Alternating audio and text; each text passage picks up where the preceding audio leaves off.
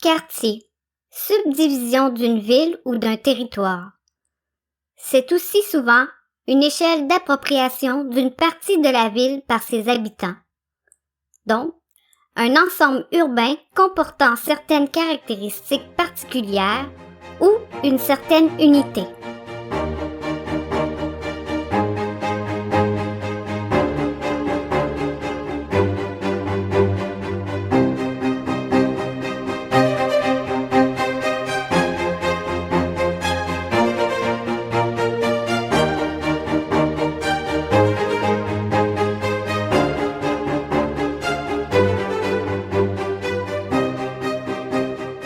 Salutations, chères auditrices, chers auditeurs.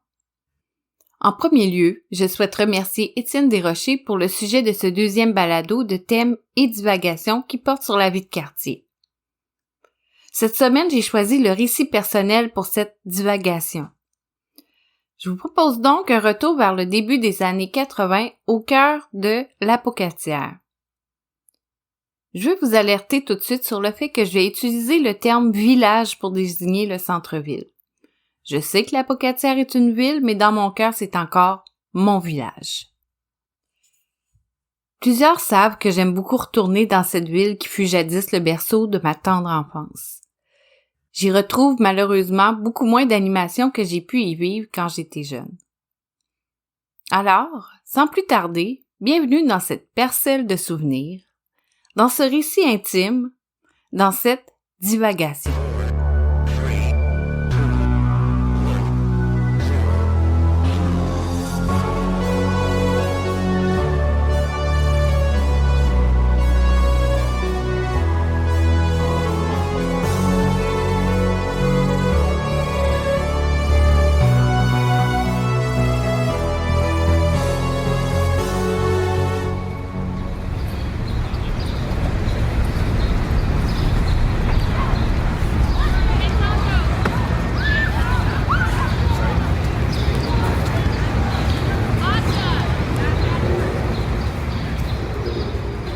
Une matinée de semaine. Dès mon réveil, je pouvais entendre, un jour de semaine, le bruit des camions de livraison qui fournissaient en denrées le restaurant Opéra qui était notre voisin. De la fenêtre de ma chambre, je pouvais voir la cuisine de ce restaurant et entendre les assiettes de la plonge s'entrechoquer, sans oublier le brouhaha verbal qui en émanait.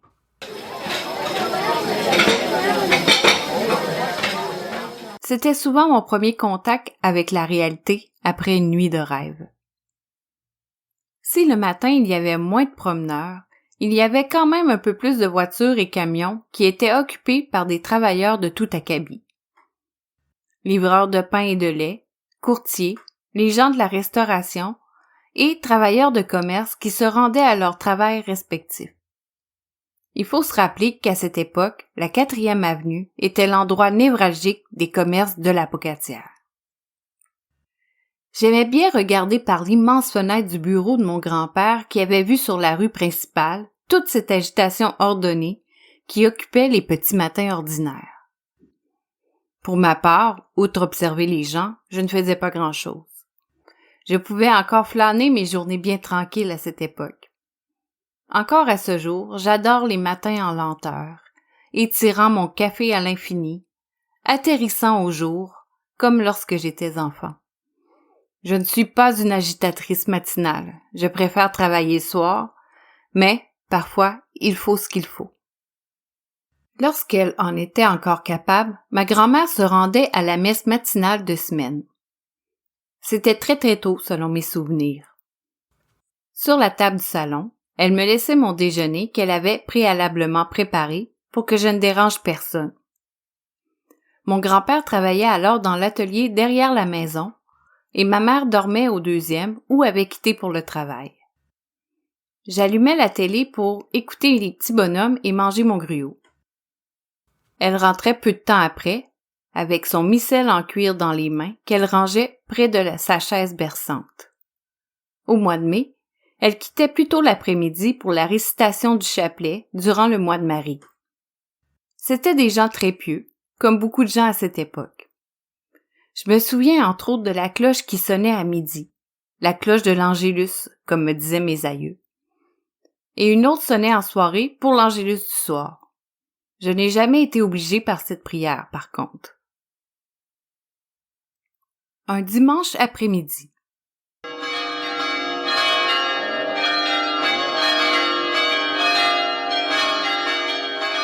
Les cloches résonnaient alors que le curé terminait la messe.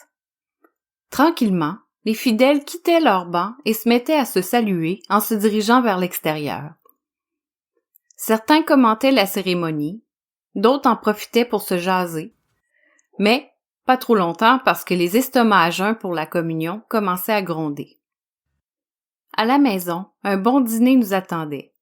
Soupe, viande, légumes bouillis, un petit peu de vin et un gâteau roulé dans le sirop. On descendait la 4e avenue. Parfois, mon grand-père s'arrêtait pour saluer quelqu'un. Parfois, un simple geste de la main suffisait. Si nous pouvions quitter à pied, beaucoup d'autos descendaient l'avenue, les unes derrière les autres. Parce qu'à cette époque, pas si éloignée, presque tout le monde assistait à une des 3 cérémonies dominicales proposées, soit la messe du samedi soir, soit celle de 9h le matin ou la grand-messe de 11h. En après-midi, c'était à l'occasion l'heure de la visite. Oncles, tantes, cousins, cousines. Les dimanches, les commerces étaient tous fermés sauf les dépanneurs. C'était donc la journée qui, après l'agitation causée par l'Église, s'enlisait tranquillement vers une quiétude particulière. Le village devenait presque silencieux. Le fameux jour de repos, ou d'ennui, c'était selon. Un samedi soir d'été.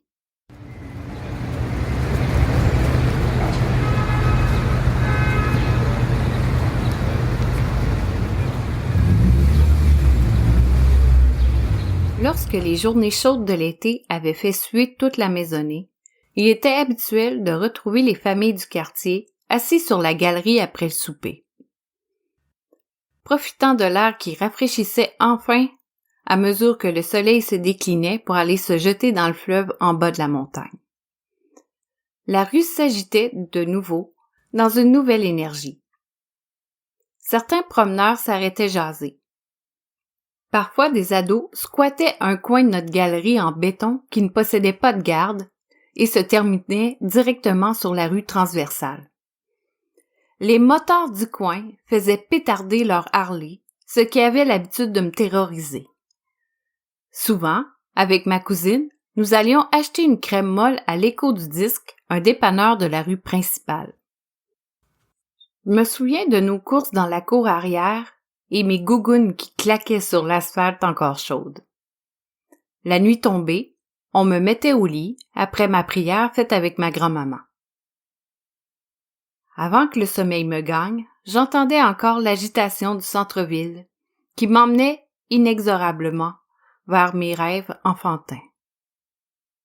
Un peu avant Noël.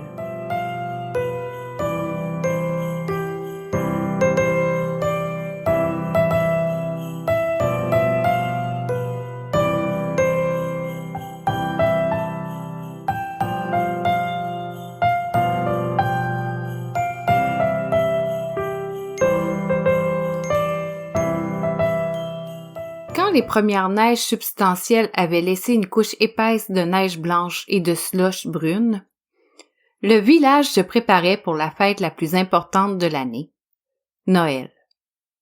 Les femmes s'affairaient à cuisiner pâtés et desserts pour le réveillon et la visite. Sur la 4e, on entendait de la musique des fêtes, sortie des haut-parleurs qui étaient juchés sur les poteaux électriques. Le centre-ville était en liesse. Des boucles et des guirlandes brillantes reflétaient la lumière ici et là. Les commerces bourdonnaient en rivalisant de coquetterie pour attirer les clients.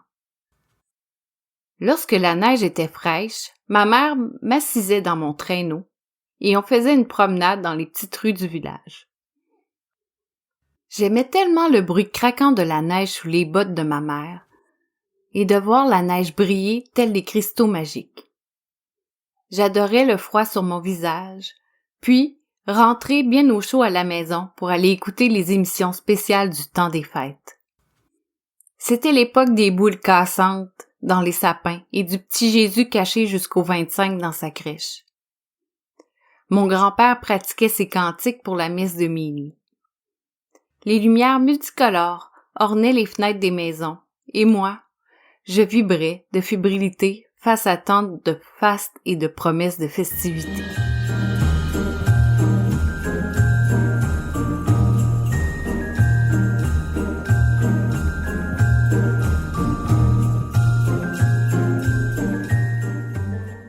Voici donc pour la divagation de la semaine. En espérant que ce petit brin de nostalgie lié à ma vie de quartier aura su vous plaire. Je dois vous dire que je me rends compte d'une certaine difficulté que j'éprouve actuellement à l'enregistrement. Comme je ne possède pas de studio, c'est possible que certains bruits échappent à ma post-production ou que je sois pas en mesure de l'effacer. Je dois vous dire que je suis un peu esclave du bruit des voisins tels les tondeuses ou du doux cri des enfants qui jouent dehors. Le prochain sujet portera sur l'angoisse telle que proposée par Jacques Fortin. J'ai bien hâte de vous retrouver très prochainement. Merci d'être à l'écoute.